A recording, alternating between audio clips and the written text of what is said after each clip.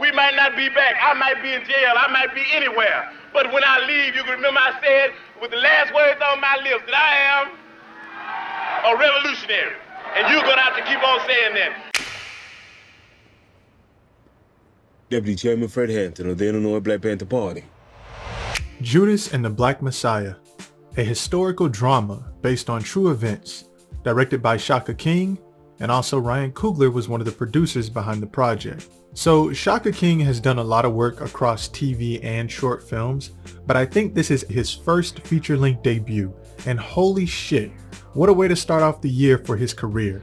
Big ups to that guy. And this film stars Daniel Kaluuya as Fred Hampton, Lakeith Stanfield as William O'Neill, Dominique Fishback as Deborah Johnson, Jesse Plemons as Roy Mitchell, Ashton Sanders as Larry Robertson, and Martin Sheen as J. Edgar Hoover. Judas and the Black Messiah takes place in 1969 after the Malcolm X and Martin Luther King assassinations, and was happening during the same time as the Chicago 7. The film follows the story of Fred Hampton, the chairman of the Illinois Black Panther Party, and his fateful betrayal by FBI informant William O'Neill.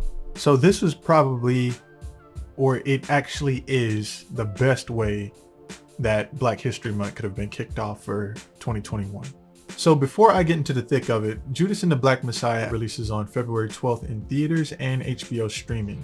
I was actually lucky enough this year to get an early screening for it at Sundance, so that was pretty cool, and I'll actually be covering my experience because this was my first Sundance experience this year. It was a weird way to experience it for the first time digitally, but it was still fun, a lot of cool stuff, and I'll probably be putting out a video pretty soon covering my experience with that. So the story for Judas and the Black Messiah was created by the Lucas brothers, but it was actually brought forward to Shaka King later on, and he was able to get the project up off the ground. This was honestly one of the best, if not the best, historical drama I've seen in years related to this time period, and I was very impressed by Daniel Kaluuya and Lakeith's performances.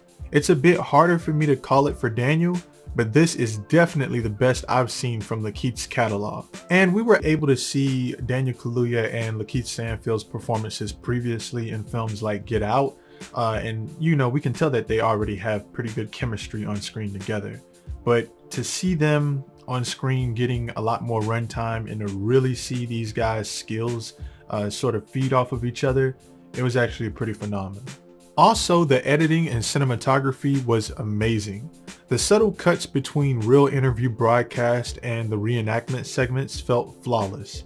This was a major element of the story structure that really kept an overall flow of the film quite seamless in my opinion. And Sean Bobbitt was behind the cinematography here, also known for his work in 12 Years a Slave.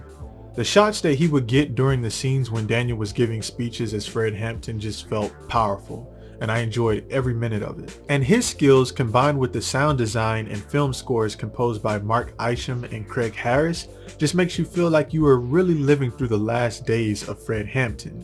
Also, the pacing feels good too for a 2-hour-long runtime. And although Daniel and Lakeith basically stole the show, I gotta give special shout outs to Ashton Sanders and Dominique Fishback. It was really nice to see more range from her in this film compared to her performance in Project Power. And Ashton Sanders, man, the brothers got so much swagger in this film. And although he's still pretty early in his career and he doesn't really get a large portion of camera time, you can tell that the young actor is just really growing in his craft.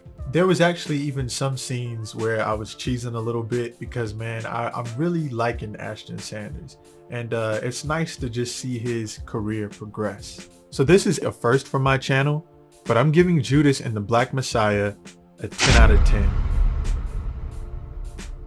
Witnessing the amazing performances from all the black leads and making sure that Fred Hampton's legacy and efforts are never forgotten, even showcasing the moments of injustice, betrayal, and deceit amongst law enforcement and within the Black Panther Party is just eye-opening.